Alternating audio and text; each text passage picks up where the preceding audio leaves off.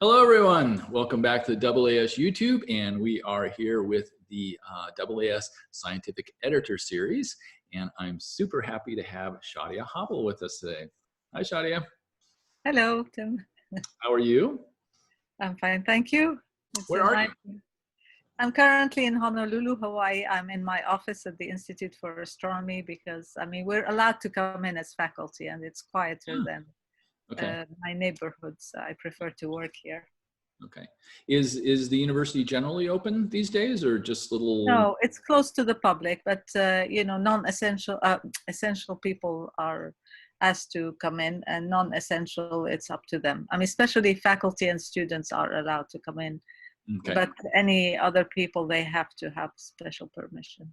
I imagine you still have social distancing guidelines. Oh yes, I have a mask, so I wear it whenever I venture into the corridors. Maybe we should do this interview with our masks on. Just, I don't know how my voice will sound. Muffled. Muffled. So it's looks like a lovely day in Hawaii there. You've got some sun. Yeah. Beautiful. It's a little bit on the cool side. I'm wearing a jacket because it's always freezing inside because of the AC. But outside it's nice and very pleasant today. Yeah, very beautiful. Beautiful. Can't So complain. what do you like to do for research, Shadia? Okay, so I'm mostly, my research evolves around the sun, the solar corona mostly, and the solar wind. And I got started, I started as a theorist. I did a lot of modeling and numerical work. And then I got interested in looking at data more closely because we needed some boundary conditions so that we wouldn't venture too far off in the parameter space. Right. And so I discovered the importance of total solar eclipses that offered unique opportunities. And so in 1995, I ventured into my first eclipse observation, and I've been hooked since then. So among other things, that's at the moment, it's taking up most of my work, my time. Doing eclipse observations, organizing eclipse expeditions, and then analyzing the data and planning for new instrumentation. So it keeps on circling and evolving. So what is your next eclipse that you're planning? Well, the next one, which I planned for, is this coming December in Argentina. Mm-hmm. So I did do the scouting last December, and I identified 3 observing sites covering about 1,200 kilometers. I like to, from the experience in 2017, we found that it was really extremely valuable to have multi-sites, especially if they're separated. Yeah. So not only is it for a guarantee to get at least one set of observations from one of them, but also to follow any temporal variations in the corona. Mm-hmm. So in 2017, it was luck had it that there was a CME, a coronal mass ejection that went through the corona just slightly before the eclipse, and it kind of its impact on the corona was we could follow it through the 3 observing sites. Yes. So that was really nice. So, but for this coming one, I really don't know what's going to happen, because if we cannot travel, right, that's it. So I'm keeping my fingers crossed that we can. The thing is, my team comes from different, not just from the US, but also from Europe, and we're traveling to Argentina. Mm-hmm. So it's very complex, and it's even more complicated this time. Uh-huh. How much equipment do you haul when you do one of these? Oh, about a little under a ton. Okay. Between everything, because we have so many sites. The heaviest equipment are the mounts and the tripods. The delicate equipment, which are the optics and imagers and spectrometers, we tend to carry them with us in backpacks. Hence, we gave ourselves the name Solar Wind Sherpas. Well, I came up with this name maybe in 1998, I don't remember. We were sitting at an eclipse and chatting, you know. And I said, well, you know, since we always trek with all this heavy equipment, maybe this is the name we should have. Awesome. And it You should stuck get to patches. us. You should get patches or something with that on. Yeah, that's right. So how did you get into solar research as opposed to some other field? Okay, so when I started my PhD, I was interested in doing experimental physics, but at the time I had a little daughter, and I thought there was no way, and my husband at the time was also doing experimental physics, so we couldn't, for practical reasons, I decided to do a theoretical thesis. So I did work on magnetic reconnection in plasmas. Okay. And then I was accepted to the Advanced Studies program at NCAR in Boulder for a postdoc position. And there I met Tom Holzer and Egil Lear, and I started to do work with them on the sun, on the corona, and coronal heating, and solar wind acceleration. So that was my first foray into solar physics. And then after a year, I went to Harvard, and I also was continued to do research in solar physics.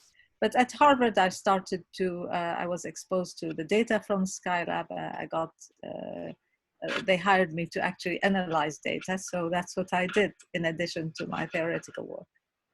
And the rest is history. So Well, that's why. thank you for sharing that. That's great. So I imagine Parker Solar Probe probably having a big impact on what you're doing. Yes.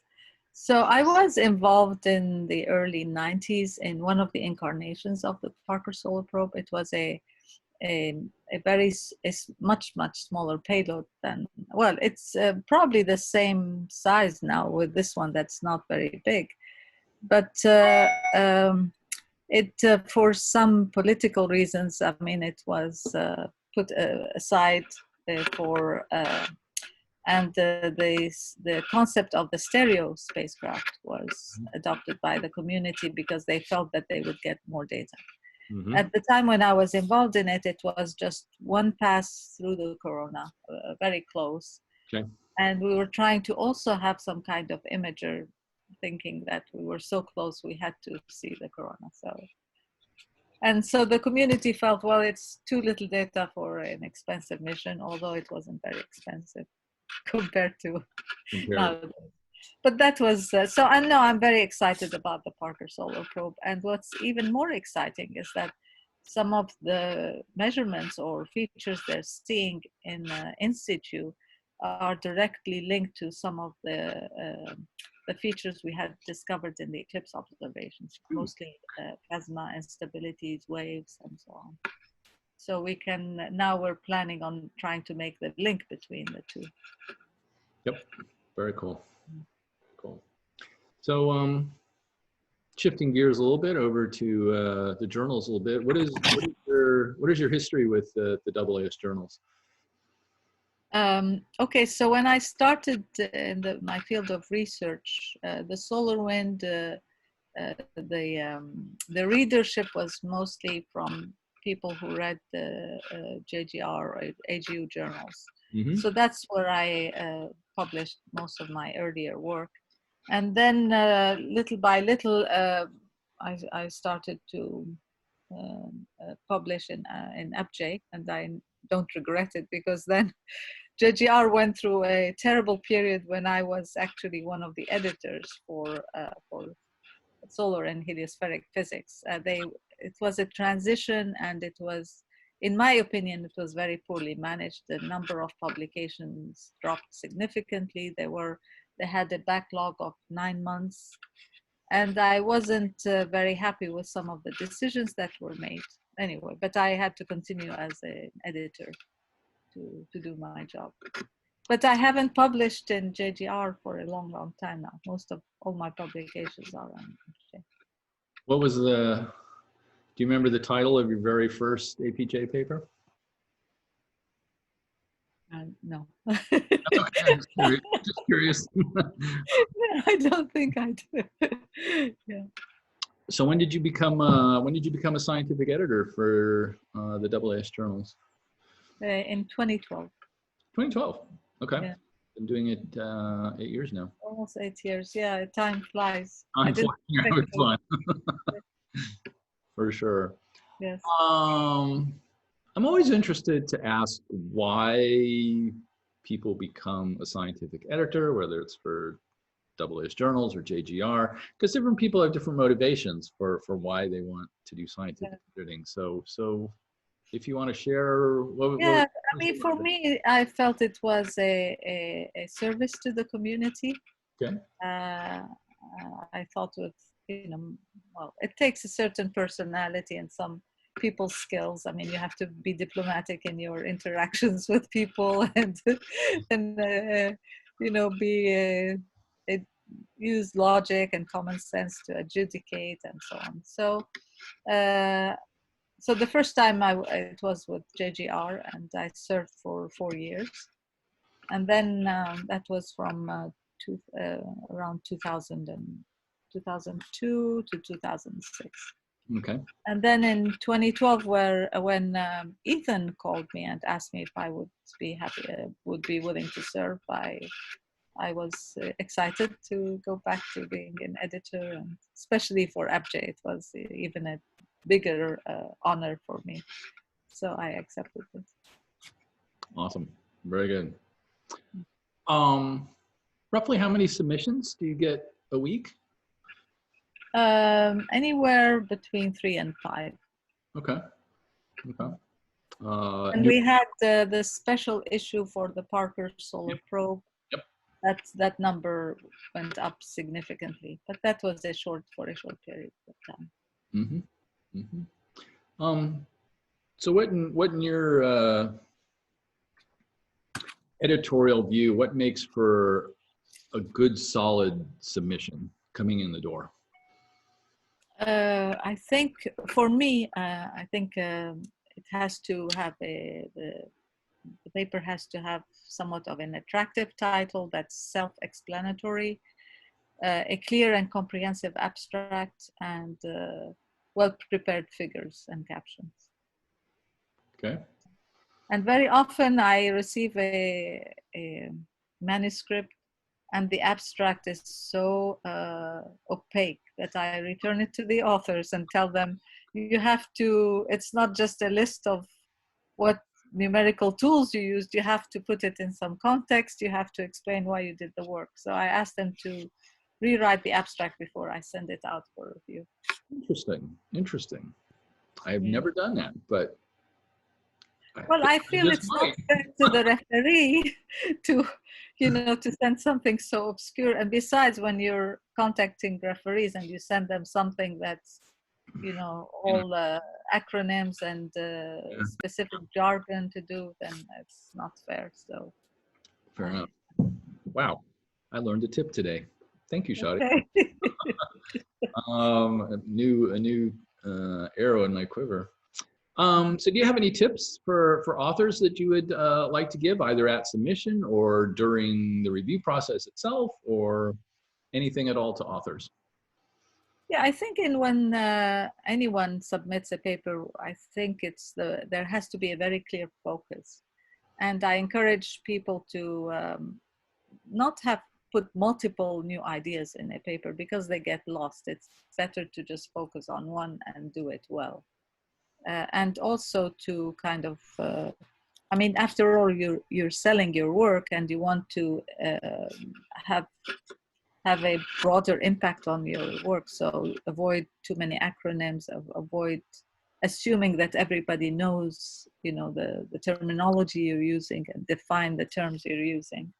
Right. So those would be my specific recommendations for submission. For interaction with referees, I always make sure that the authors respect the referee and the referee respects the author. So that's very, very important.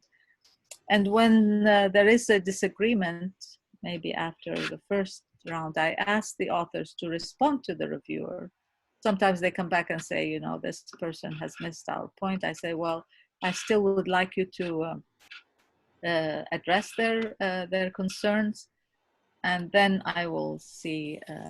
Then I will consider maybe having another review. Right, right. So on the flip side of that, do you have any tips or guidance you would like to give to referees or potential referees? What makes a good referee report? What makes a not so great referee report? Well, the good referee report should be objective. It has to have content, and if there are specific recommendations, they have to be clear.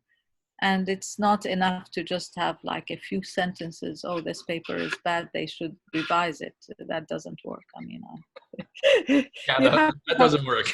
yeah, and then I think the referee should also keep in mind, I mean, I'd like to have both sides kind of try to engage and communicate, obviously in writing. And sometimes a misunderstanding can come from just misinterpretation of sentences or some statements, and that has to be clarified. So many times, for example, some authors will complain and then say, well, this is a, this referee didn't understand us. And when they went back to address the reviewers' comments, they realized that actually there was a lot of substance to it, and then it improved their manuscript. Mm-hmm. So, okay. So it's a dialogue, and it has to be a constructive dialogue and done with respect. Cool. Cool. Okay. Do you have anything else you'd like to share about the editorial process in general, either with your fellow editors or authors or referees or anything at all? I think it's been a great experience working with the editorial board and all the editors. I mean, in particular, Janice, who's the operations manager, is terrific. I mean, she's almost connected all the time. She's never, you don't have to wait very long to get your answers addressed, your questions addressed. And Ethan is really a cool, chief editor. He's very good at listening and responding to people. And I've also enjoyed working with the editors in my field, as well as getting to know the others like yourself when we have a meeting.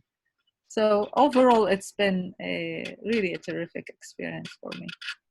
Cool. And it's a great, I like the philosophy behind the journals, especially now that on the AAS, that they have this open access after a year. I think that it's a terrific model that the other journals should have adopted a long time ago. I mean, trying to get an older copy of a paper from JGR is practically impossible. It's very, very difficult, challenging, yes. Right. Which is unfortunate, because some of the first papers on the solar wind all came out of JGR, but it's very difficult.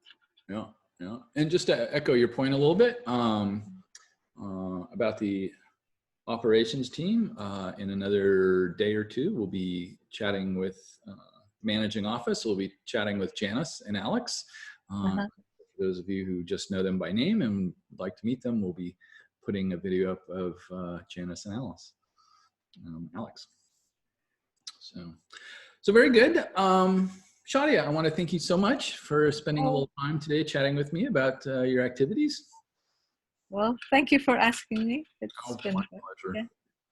My pleasure. All right. Thank you, everyone, and we'll see you on the next one. Bye, Shadia. Bye-bye.